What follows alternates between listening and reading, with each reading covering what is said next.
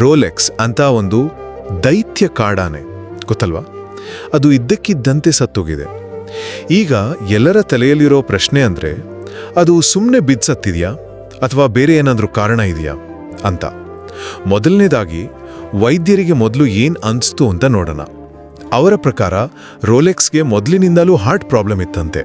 So ಬಹುಶಃ sudden heart failure ಆಗಿ ಅದು ಸತ್ತಿರಬಹುದು ಅಂತ ಬಲವಾದಿ ಶಂಕಿಸ್ತಾ ಇದ್ದಾರೆ. ಎರಡನೇದಾಗಿ ಪೋಸ್ಟ್ ಮಾರ್ಟಮ್ ರಿಪೋರ್ಟ್. ಅದರಲ್ಲಿ ಏನು ಗೊತ್ತಾಯಿತು ಕೇಳಿದ್ರೆ ಸೊಕ್ಕ ಶಾಕ್ ಆಗತ್ತೆ. ಆನೆಯ ಹೃದಯದ ಸುತ್ತ ಸುಮಾರು 2 ಲೀಟರ್ನಷ್ಟು ರಕ್ತ ಮಿಶ್ರಿತ ದ್ರವ ಶೇಖರಣೆಯಾಗಿತ್ತು.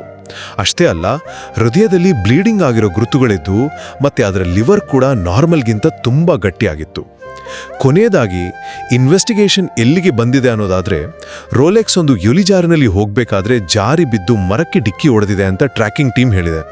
ಆದರೆ ಸಾವಿಗೆ ನಿಖರ ಕಾರಣ ಬೇಕಲ್ವಾ, ಅದಕ್ಕೆ ಆನೆಯ ದೇಹದ ಸ್ಯಾಂಪಲ್ಗಳನ್ನು 6 ಬೇರೆ ಬೇರೆ ಲ್ಯಾಬ್ಗಳಿಗೆ ಕಳಿಸಿದ್ದಾರೆ.